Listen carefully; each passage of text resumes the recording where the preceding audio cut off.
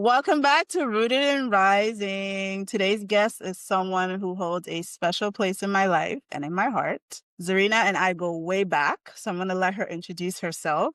Go ahead, girl. You gonna wait till you hit record to tell me I'm special. Girl, whatever. Okay. Wow. I don't know what you want me to tell. Okay. So my name is Zarina Flemming. I've known Chioma since 2000, 2002. is it 2003? Because I 2000. moved to the US in 2003. So what is that? Like almost 30 years? Ah, calm down. No. Kidding. I'm kidding. Let's see. Well, 23, okay. 23. Okay. You're right. Yeah. We met in high school in We Smyrna, Georgia. we did. Yeah. I don't know. What else you want to know? I'm obviously in the Marine Corps. I'm married. Oh, yes, we don't know that. Okay. I have two little boys and man, there's a lot. So I don't know what you want to know, but I guess we'll start. We'll dive into it. So, yeah, Zarina is a friend of mine, over 20 years of friendship. She's in the Marines, currently in, what do you live? Japan, Currently Okinawa. in Japan, Okinawa. And like she said, she's a mom, she's a wife. So we'll get into the gist of it. But let's talk about Marines, because that's always, I feel like that's the thing that I think you're my only close friend that's in the military. I want to say, if there's anyone listening that's a close friend that's in the military, I'm so sorry that I forgot you. But I feel like Zarina is like the one, like you're the one that stands out. So like, let's talk about what inspired you to join the Marines. So honestly, I'm so sorry. Hold on. Before we go into that, let's give a little background about you, like where you're from, when you moved okay. to the US, and then we can jump into the Marines. Okay, so I was born in Ndola, Zambia. Zambia is a landlocked country in South Central Africa, formerly known as Rhodesia, as some people may or may not know. Zambia or Rhodesia?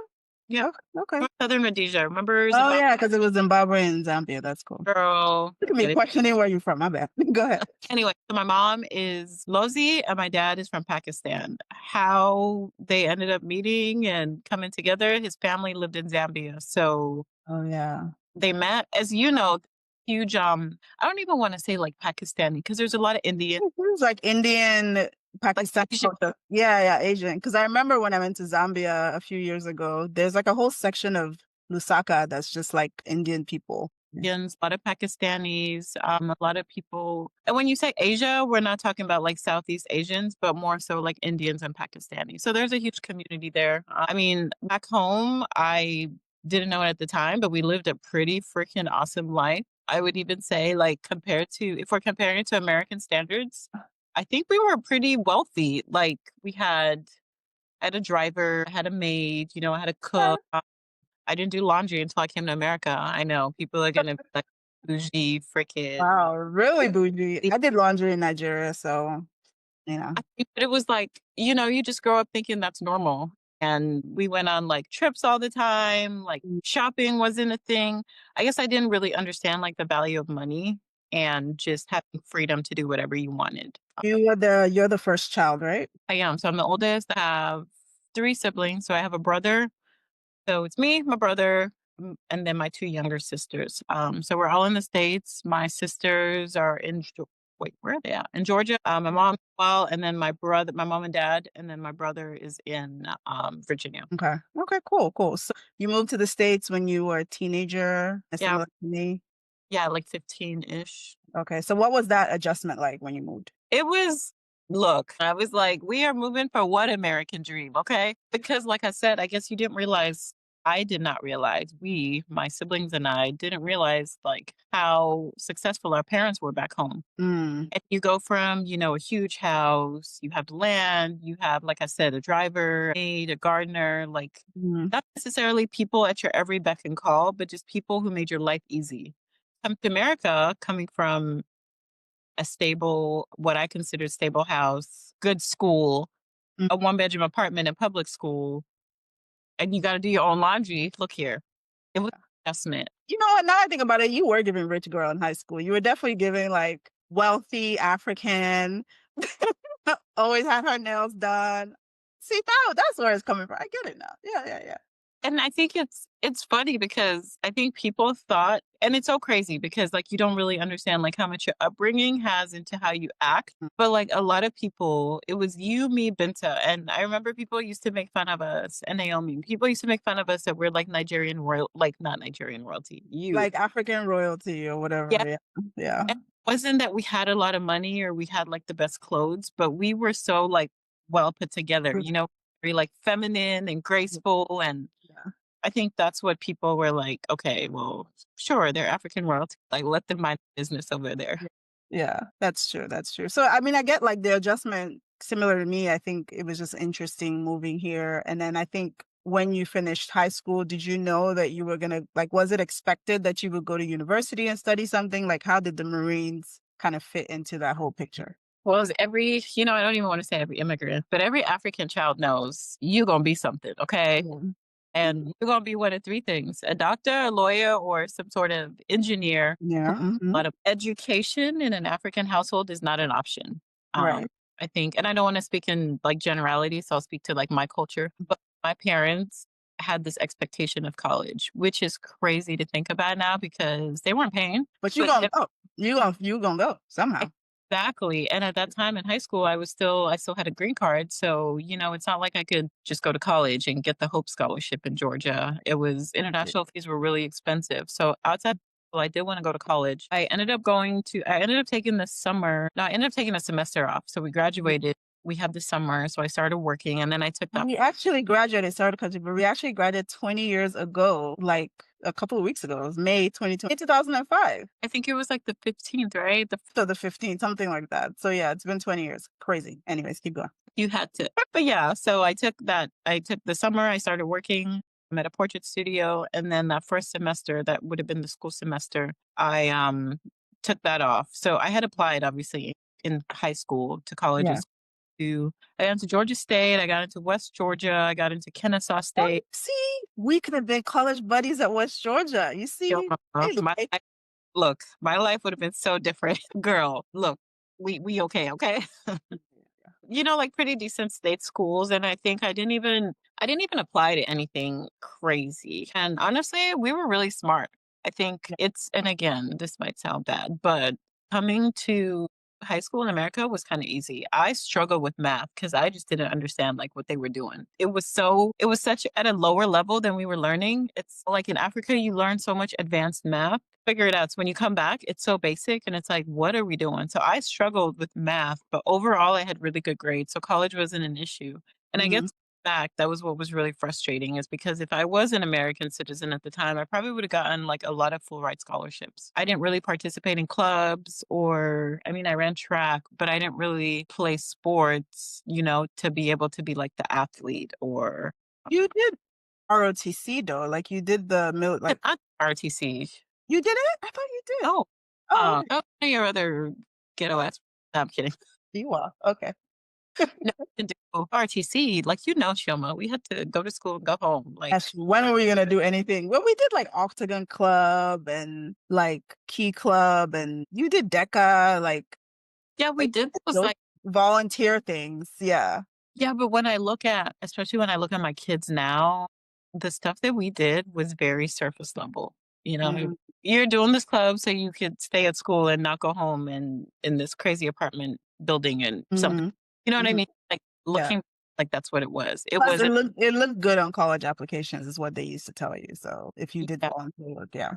But I think just having like if I was a student athlete, just with my grades, I feel like I would have gotten a full ride scholarship. But that didn't apply to us because, or at least me, because I wasn't a citizen at the time. I wasn't a citizen either. Yeah, I didn't get become a citizen until I was in college because it's 5 years. Yeah. So I mean, I wasn't really like interested in taking out student loans. I don't know, like debt just scared me. To this day, debt like frightens me. Yeah. So I ended up taking that semester off and then I started going to college. But again, I was making like 6.45 back then an hour. Mhm, Wasn't much. And I guess one day I was just like, there has to be more to life than this. Like, ain't no way this is what I'm gonna do for the next couple of years. I actually ended up reaching out to an Air Force recruiter, but they never called me back. And then I just ran through the services. And I remember I was like dead set on joining the army because this is the one lady who like called me back. She took me to lunch and I brought this lady to my apartment and she was in like full camouflage utilities, like the military, like mhm. what people consider like the combat uniform. And my mom freaked the hell out. course she did. She probably was like, "What is this?" You gotta think post 9/11, like 9/11 had just happened that year prior, and we were heavy in Iraq back then, I think, or just the early stages of I it. went still like 3, 4 years into it. Yeah, into the war. So, yeah, like, it was, like, heavy, heavy Iraq, and it was, like, very, public. We would see it on the news. We would see, like, how many people are dying, and my mom was like, "Absolutely not." So I was like, "Okay." And then I ended up going to try to talk to the Navy. While I was talking to the Navy, a Marine Corps recruiter actually came out, and we know Marines are fine, okay? Especially when that uniform is on, right? So he started That's talking to me. What's that? that's factual. Continue. So they're talking to me like, "What are you doing here?" And it was like no pressure. It felt like, okay, this is somebody who is like a friend who's looking out for me, trying to figure out what I'm doing. So I ended Mhm. up going into the office. We ended up just talking. There was like a whole bunch of kids there. And he was like, come back. Let's PT together. Let's, put you on this test, see how you do. So it was just very like generic. And then when he met my mom,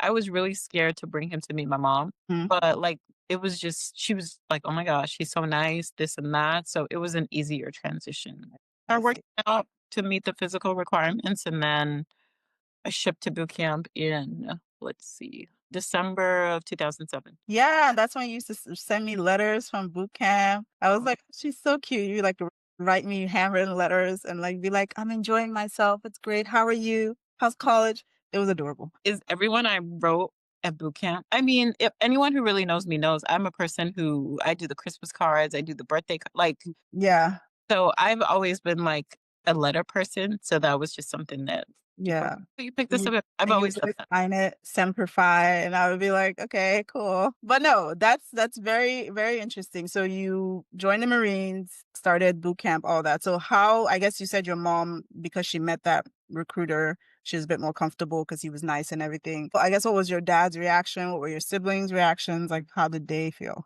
So my dad was still at that time, he was still in Africa. I don't even remember, like, having the conversation with my dad about joining the Marine Corps. Okay.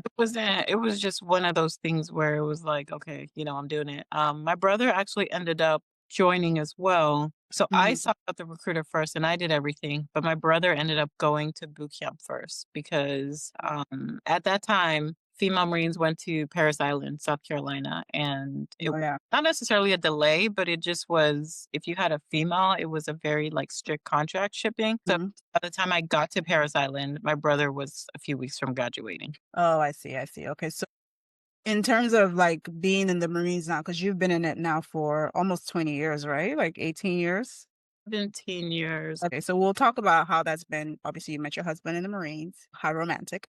But, when you think about your early thoughts about the Marines versus the reality of serving 18 years in, do you think it matches what you expected, or has it been just very different? I think the Marine Corps for me, like, initially joining was just an escape. Like, I gotta do something else that's gonna be consistent, that's gonna pay me. Didn't really think about medical insurance and all of that, but like looking back now, I don't think I understood what the real benefits were of joining the Marine Corps. And I know I people think. talk about benefits. Mhm. Okay, cash money is a benefit. And if you come from a place where you don't even have to think about where money's coming from, right? Yeah. Back you're just like, okay, mom, I want this, or I'm going to this event, or hey, I have this party, or we're going on this trip. Like it was just expected that you would get what you want. Come to a place where there's so many opportunities, but there's a lack of financial stability and Mhm. very stressful. Like that dramatic shift in just financial status is very stressful. And I think for me, I knew I was smart enough. And that's what really like frustrated me is I was smart. Like I was smart, and I just didn't the financial means didn't work. So Mhm. I really joined the Marine Corps on a whim. I didn't think coming in I was gonna stay for the long haul. It was just something to do to figure out, like, what the big picture was. What there was, yeah. And so now, like, at that time versus now that you've been in it for like, what's your rank now? So, right now, I am a first sergeant, which is an EA. What's EA? It's an E8. So, the Yeah. military I'm an enlisted Marine, right? Okay. So, a bit of backstory on the Marine Corps. So, there's 2 paths to join the Marine Corps. It goes an enlisted Marine, which goes from E1 to E9, or Mhm. join the officer corps, which goes from O1 to O10. Mm. Officers they have college degrees. So there's different paths to becoming an officer, but the biggest thing is you have to be a US citizen. So Mm, at that time when I joined the Marine Corps, like that wasn't even an option. Number one, because I wasn't a US citizen, and number two, because I didn't have a college degree. It yeah. would have been paths if I was a citizen to, do like the PLC or do college or try to apply for NROTC scholarship, but that was not available to me. So I ended up enlisted. So E1 through E9. So right now I'm an E8. I am a first sergeant, so I came up as an administrator. So most people would, I guess, the civilian world would compare it to like HR, HR, okay. yeah, human resources, administration, pay, legal, that sort of thing. I think that. And then once I got promoted to E8, I became a first sergeant, which is more so it's more so, it is HR, but Mm, just kind of on a wider management level. I see. I see. Okay. So in terms of like being in the Marines so far, what was what's been the hardest part about, we can talk about easy, the best part and maybe the worst parts if you want to share that. But since you've been in it this long, what was the hardest part for you there? Hardest part, like obviously hindsight, right? I think initially when I got to boot camp, I Mm. was, what the, I'm not going to cuss. Waiting, I was like, I'm doing good. Okay. Your girl's growing up. or Okay. actually, I'm surprised you've not dropped one F bomb. Go ahead. That's, look here. I'm going to go there. Like, I will just say this for the audience. After Zarina came back from boot camp, literally every other word was an F bomb. I was like, what's happening? Like, what happened to you? Did they reconfigure your brain? She'd be like, I don't know. And I'm just like, oh my God. It was a, Like, oh, you have a low tolerance for just crap and BS. It's like, what is going on? And I guess they put so much, like, boot camp is crazy because they break you down to build you back up. But mm, I would put it anyway. And in a lot of ways, boot camp was easy, but physically I struggled a lot. And I, like, looking back now, there was like medical issues that we didn't know about, that it was like, okay, why am I struggling? But I feel like I was already pretty confident, but I was quiet confident back in high school. And the Marine Corps just, I don't even know what it was. I just had a low tolerance for bullshit, for real. like amplify that confidence. Yes, and it was more external vice, just thinking, "Okay, this person over there is stupid." I would be more vocal about it, after graduating boot camp. But, Okay. I said the hardest, the best and the hardest. I remember getting to boot camp on the first day and everyone is screaming and it's chaotic, like, "What the hell did I just do?" So not necessarily worse, but I think that was a moment where I was like, "What is happening here?" Experience-wise, as far as, like, units and opportunities that I've had, I would say the best and the worst time in my career was when I, participated in a unit where they opened up combat MOSs to women. What's So MOS? military occupational specialty. So Okay. when I joined the Marine Corps, there were certain, essentially, jobs. Okay.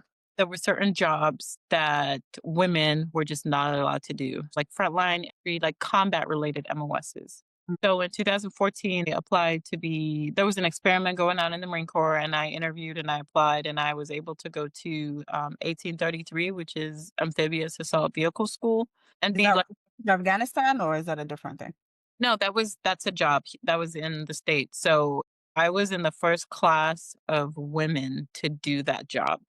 Mm, okay. We were basically testing to see like, hey, is this something that women can do? So we went to school in Delmar, Camp Pendleton for 12 weeks. And you'll see, like anyone who's seen any Marine Corps commercial, those like vehicles that splash in water. Mhm, mhm. That's an AAB, right? So Oh, I see. yeah. Previous to 2013, 14, women were not allowed to like do those jobs. Mhm. We graduated, and I say best because that experience was just like, I got so strong, I learned so much, I was forced to just figure it out because on one hand, there was people who were rooting for us, but on another hand, there was people who were, like, literally trying to make us fail. Wow. Okay, so let's shift a little bit. Let's get into the juicy stuff, talk about marriage. So, how did you and your husband meet? So we met at my first duty station, stationed in Camp Fuji, Japan, which was awesome. Like Japan was great. My brother was stationed there already when I got there. Like, and I feel like even though I had like growing up, my parents would travel. We traveled through Africa a lot. Mm. But going to Japan, and maybe it was just coming from like wealth to struggle, but going to Japan literally showed me how big the world is, or reminded me of Just Mhm, how awesome the world is. mhm. Yeah. Okay, so he's also in the military, obviously. What's his background? So he So he was born in American Samoa, so immigrant. And I think a lot of times, I think we really, really connected on like our family values, that sort of thing. That's all I'm gonna say about that. Yeah, because it's right. Like dating is hard, and a lot of people are like, oh, immigrants stick to their own people, and I don't necessarily think it's like their own, except for Nigerians. Nigerians are a cult. Like, My God. No, we're not. let me see how many Nigerian people do you know who are not. We're not going there. Anyways, Quite a lot, actually. Oh, yeah. So I guess so. He's Samoan, so you are in interracial relationship, I suppose. But in the sense, because it sounds like you're saying that your immigrant experience, your both of you having an immigrant experience, really bonded you beyond just like the racial whatever. yeah, for sure. And I think that's another thing in the Marine Corps is and I don't know, like, there's a lot you meet a lot of different people from a lot of different places in the Marine Hmm. Corps. You're just forced Hmm. to get along with people. And race, yes, race is a thing, like, in America, I get it, but in the Marine Corps, it really doesn't matter because we're Yeah. trained to take care of the people who are next to us. Yeah. So it doesn't matter where they're from or any of. No, it Yeah. really doesn't matter. Like, you'll meet people who go to boot camp with people who've never seen Black people before, people who've never seen white people before, and they become, like, best friends, and there's always a joke in the military, you'll see a group of people, and they're service members because one person has, Jordans on with the baggy jeans, and someone else has cowboy boots on with the cowboy hat and the skinny jeans, Mhm. and like, just the style is so different, and it's like, how are you guys friends? But it's really like a melting pot in the Marine Corps or in the military, but for me specifically in the Marine Corps, it's like my friends are from so many different places. At the end of the day, like, we're here to take care of each other. It doesn't matter, like, where you I love that. And so in your household, because you have Samoan and Zambian, are you guys mindful about blending both cultures in your home, or are you just kind of letting it kind of free flow? Oh, man, I don't even know. I think, like, we listen to Samoan music and we listen to African like, it's not I think sometimes being American life is so fast and so busy, you just kinda go, go, go, go, but we do like, our kids know that we're both immigrants and we're both, like, from a different place. Like, they know where we're from, they understand, like, "Okay, this is Samoan, whatever, or this is, Yeah. whatever," but it's not, like, breathing down their neck, like, you know what I mean? And I also think American culture is very like, I don't want to say overwhelming, but America is overwhelming. Like if they grew up here, that's really what they know, right? So it's yeah. So I hear what you're saying. Yeah, and I think it's hard to keep those and I don't wanna say, like, we lost our connections, we know who we are, right? We were raised with certain values, we understand where we came from, understand, like, we struggled to get where we're at. It's just different for our kids, Yeah. and I think that's what's I don't even know if it's frustrating for, like, our parents or not to like, we were in America, but be treated like expected to be treated like we're back home.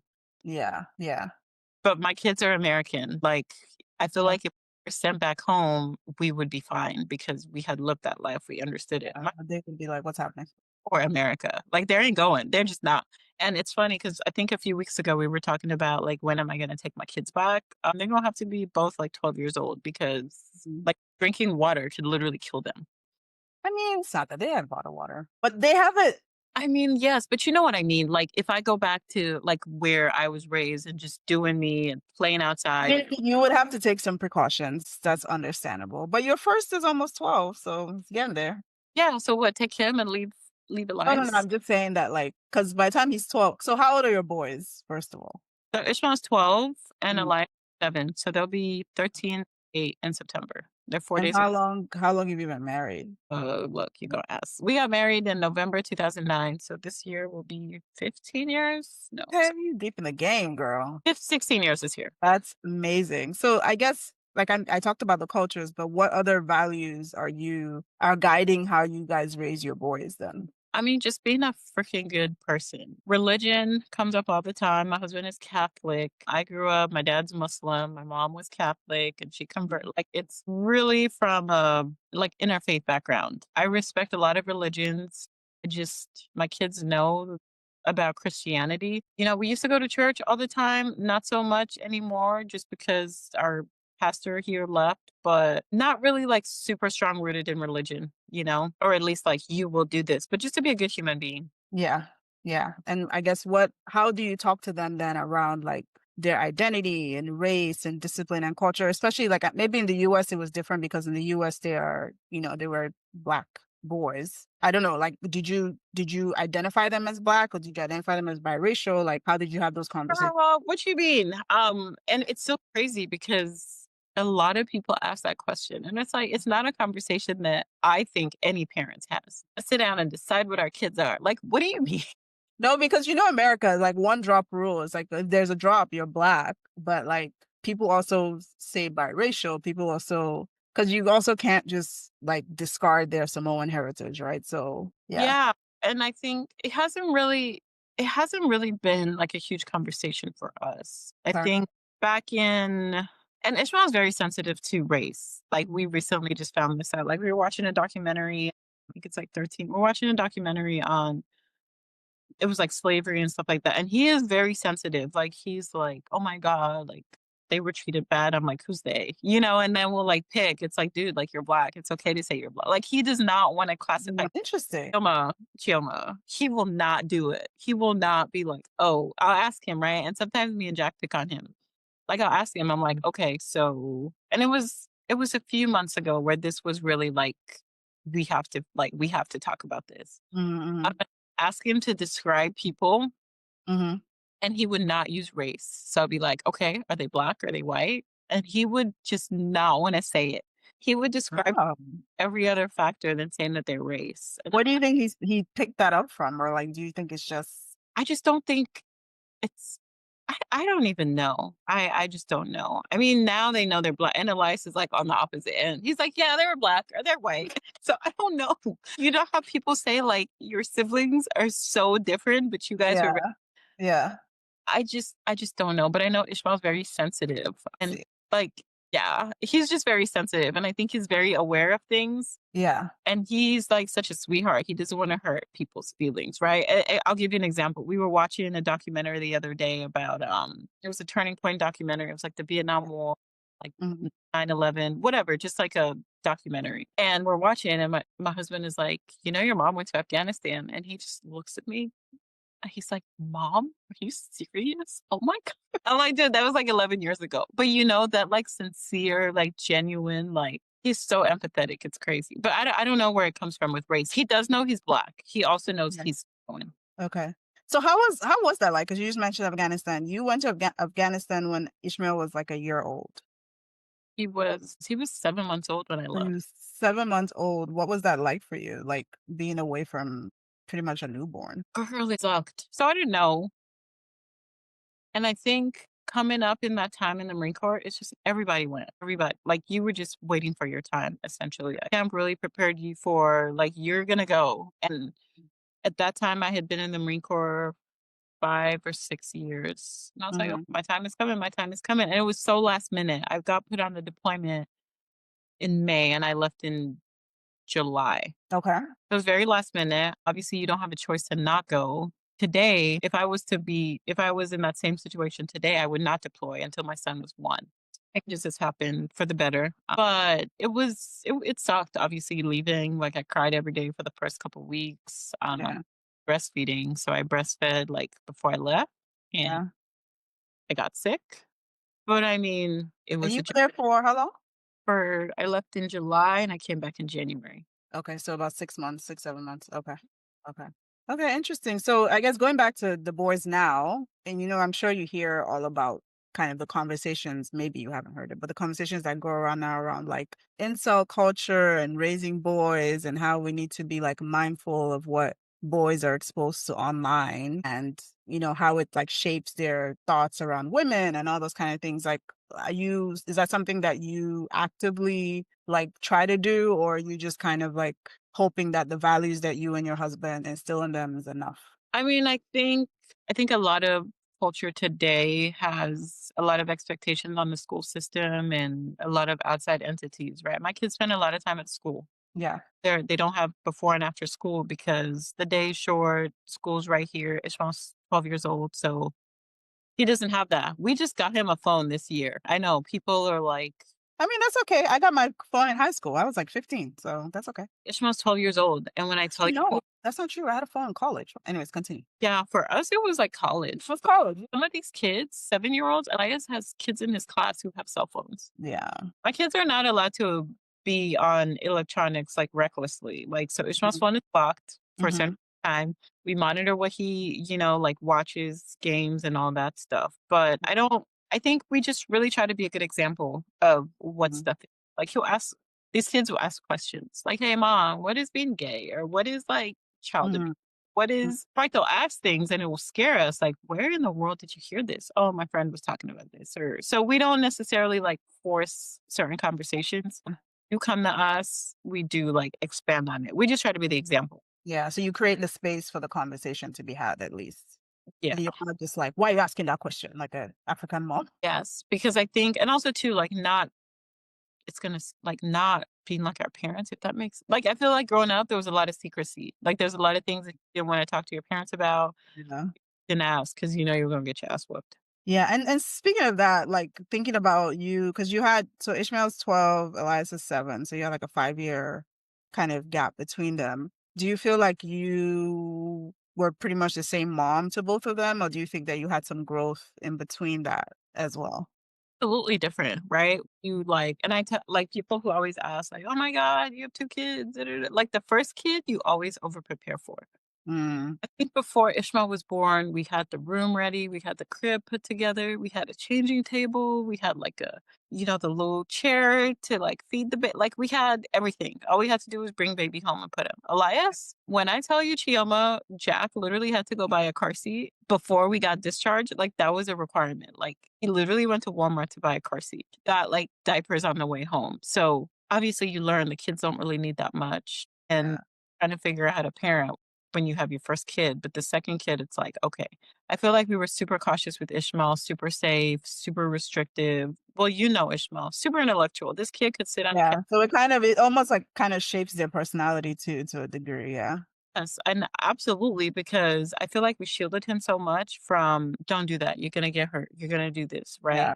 He likes to run now, which is crazy, but Ishmael, I wouldn't say is athletic. He's more intellectual, right? He would read a book or do a puzzle or play with Legos. This kid in Legos, the donation fund for Legos is open. But with Elias, it's like, okay, he's banging the pots in the kitchen. Who cares? mhm, He's wearing his roller skates. So and then when you see Elias, super athletic, super just outgoing, just is the person who's not even gonna think twice about asking a question but I also think our personalities are in the kids. Like when I see Elias, that is me. Jack is like, that's your kid. And Ishmael is like Jack is more yeah. and more observant of like situations. Mhm. Interesting. That's pretty cool though. So I guess on just kind of the last bit on the kids, what advice do you have for other moms or parents that are raising multicultural or multi-ethnic kids in that sense? I mean, just like, I think people make a big deal about race more than and you know this, we've talked about race in depth. I'm like, it doesn't matter. I feel like more people talk about it than we do. Yeah, Just, okay. It you know, matters, but I know what you're trying to say, yeah. there's so many people who have tried to make us feel bad for Yeah, being each other. You know yeah. what I mean? At Like, the try to make you and your husband feel bad for being with each other, is that what you're saying? Yes, like Okay. I've heard tell me like, oh, there's not enough black men in the world. And then wait till people find out I'm African. Oh, I'm a whole freaking traitor. You know what I mean? You went to a white man. But you know what I mean? And it's like, okay, guys, like this is really like we're talking about race, which is really surface level. And I understand in this country, I'm not trying to take anything away. I understand In the US, yeah. there is a lot, but you also got to think about like I came from interracial parents. That's true, you did. That's So true. it was just a thing. Like all my cousins and all my friends, like we were just different colors. I went to school with a lot of different people. That's true, I think that's what it is. I think being Zambian is because there's a lot of that, like, interracial mixing there, I like, I would say Southern Africa, really. It was everywhere. In school, people outside their races, my teachers, like, they Mhm. were in interracial relationships That's and, true. it was I went to a very diverse school. I would say more diverse than in the United States. There was, Okay. there was a lot of Italians in Zambia, a lot of different, like, white races, but then there was also Indians. There was also, like, Southeast Asians, Mhm. Japanese. Chinese people. So I guess I didn't really put a big emphasis on, race. Like we were different. We got to know each other. We respected people's culture. Culture was huge. People were very, very Like like devout to their culture. tribal culture, right? Like whatever tribe you were from. Yeah, tribal culture too, but also, international culture. Like with the Indians, Diwali is, and you have Indian friends, Yeah. Devout, yeah. celebrations were huge. I grew up Muslim, so celebrating Eid and going through Ramadan. I had a lot of African friends. I had a lot of, like Sikh friends. So seeing people in their culture was just normal to me. So it wasn't like, oh, you're dating a person who's not black. Yeah, and people are people, right? I think ultimately, like, it's not about their race or it's kind of like who they are, like their character and the values that they carry and all those things. So, yeah. And that's what I mean. Like, I hope it doesn't sound bad, but you know what I mean? I think a lot of times people make it more, it's like, okay, so what do you feel about being in an interracial relationship? Well, we're here 16 years later. Like, up in the morning, I'm like, you're tan, like, I don't know. Yeah. No, I hear you. I hear you. So let's talk about looking forward, right? Let's start to round up because you and I, we can be on this thing for a while. What are your hopes for the future for yourself, for your family, for your boys? Like, what are you hoping for? In terms of like where I see myself Yeah, or where you see yourself, maybe career wise, like because you guys are currently in Japan. Do you think Japan is a long-term thing? Are you hoping to come back to the States? All that. so, I mean, Japan is a tour. You're staying here for a couple of years. Mhm. If you want, you could there's different things, right? So as far as our military career, we have 3 years left until we hit 20 years where we're eligible to retire. At the moment, I don't know. Retirement is looking pretty freaking good because come on, your girl ain't working. At least working to be able to say, like, I'm working because I need this job. Coming out to Asia the second time with the kids have been great because we've got to travel a lot. And I think Yeah, just the exposure and the understanding that there's a lot of places out in this world that we could live on like a quarter of what we live on in the United States. true. Very true. Yeah. So I think travel will be a big part of our like post-military life, maybe for a couple of years or so. The kids are still Mhm. gonna we're gonna have to get the kids through high school. Ishmael's already said he's going to college. So Of course, our intellectual. I mean, what else would he do?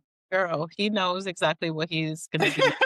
But and then we'll see what happens. Elias is still kind of in that phase where it's transitioning from I want to be a ninja to like He's 7. He's 7. I mean, but I think one thing that I don't want to say non-negotiable, but my kids, like they will go to college. Mhm, mhm. Yeah. I think that's something that you want for them. You want them to go to college. Yeah, I want them to go to college. Not necessarily, like because they have to or whatever. I feel like, the life that Jack and I have like provided for them, we're gonna be able to give them flexibility. Yeah, One thing Jack and I like relate on again, both being immigrants, we didn't have choices and opportunities to just think. It was so stressful financially. If the kids say, "Hey mom, I want to graduate high school, I want to take a gap year."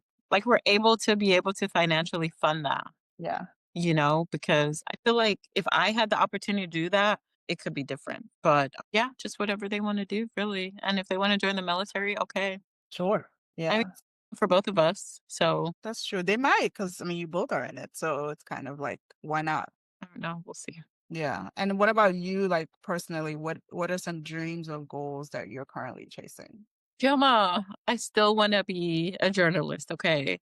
My God, you trying to be on CNN still? Not CNN. CNN sucks, but It was CNN because the Silver Fox was my bae, but, I think both of us love them. our bay. Yeah. Shout out to Anderson Cooper. I'm just really, like I've been very interested in people. I think I'm very curious to understand people. I read a lot. Obviously, my degree, I ended up, getting my degree in the war, and I'm very interested in sociology and psychology and just understanding people. And I think just being aware of that goes back to, like, how aware I am of just relationships with people. I just love talking to people. I love interviewing people. I love figuring that stuff out. I've always wanted to be a journalist. So I don't know. Good morning, America. Look, It's still doable and it's never too late. So I think you should definitely pursue it. yeah, so we'll see. Said I'm And you do have a podcast, so that's you want to plug your podcast? so I took a break just because work was very stressful. But yeah, I have a podcast. It's called The Green Logbook. Probably gonna change the name here soon because long story short, I applied for trademark and it's already trademarked. So Uh, before the person sues me, I'm gonna go, change the name. Yeah, it was just essentially documenting. It started out with female Marines because at the time when, like a few years ago, there's always been like negativity related to being a female Marine. There's so many awesome women who choose to stay in the Marine Corps, right? Not everyone can stay. People choose to stay. It was important to not only hear the negative side, but also hear, like, hey, yes, sometimes the Marine Corps can be hard, but like we choose to do this because there's opportunities and it's fun and there's great people. Right, right. Okay. Okay, cool. So I'm gonna ask you our signature wrap-up question. If your life had a theme song right now, what would it be and why? Right now, Chioma, you know I am living my life. Living your life like it's golden? Doing. Who's that? Jill Scott? I mean, you know what's crazy is, you know, Choma. I feel like I was such a like a what do you call it when you're always consumed with work, work, work, work, work all the time. Mhm. Mm. And I was afraid to take time off and I was afraid to do XYZ. And now it's like, dude, trip to Taiwan is like $80. Hey, sir. No, ma'am. I'm going to Taiwan on Friday. Yeah. Like, we're just living life, honestly. You know, the world is crazy, a lot of stuff is going on. It's like, "Okay, why is this money sitting in this bank? Like, let's just go do something." So I think to live theme song, damn, Chuma. I feel like there's a lot for different parts of me, but holistically, it would just be like, just live your life. Yeah, T.I., Okay. Rihanna, that's a good song. Yeah, Rihanna, Live Your Life? Okay, cool. That Sounds great. Neo song too, that Neo song with the Neo and Pitbull. Time of your life? Time of your life, that's a good one too. You know, because it is stressful. Like the world is stressful when you really sit down and think about it, right? And thinking about like coming back to America with the kids. Yeah, yeah. That's a stressful thing. So we're just trying to take advantage of where we're at right now. All right. Well, that sounds good. And with that, we're going to wrap up this episode. Zarina, thank you so much for sharing your journey, joining me on the podcast today. Of course, your story is always very inspiring to me. You might roll your eyes and say whatever, but I think that there you go. But I think that yours it's just just an example to show that strength doesn't always have to be loud. I think it's obvious that you're raising good humans, you're navigating life and love, and you're still staying grounded in who you are. So I think that's one of the things that I always love about you is that if anybody's going to bring me back to reality, is Zarina. Oh. So I hope this conversation encourages other people to just kind of reflect on their roots and just make sure that they're authentic to themselves. Yeah. Thank you so much for listening, everyone. Any last words from you? Girl, thank you does not suffice. I'm expecting the check in the mail. No, I'm kidding. Yeah, but I think it's cool. And I think too, right? Like we talk about being immigrants all the time and just we didn't really talk about, like, friendship and stuff like that, but we're, like, one of my, like, when I say very few friends, Oh, like, right here, and it's like, we'll go months and months and months without talking, but then we'll pick it up and connect, and I think sometimes that is because it's like, okay, like, I think we have that connection, we understand. yeah. Like the foundation is there. Yeah. Yeah, So for sure. yeah, I got you, girl. All right, guys. Well, thanks for listening. Thanks for tuning in, and we'll catch you on the next episode. Bye. Bye.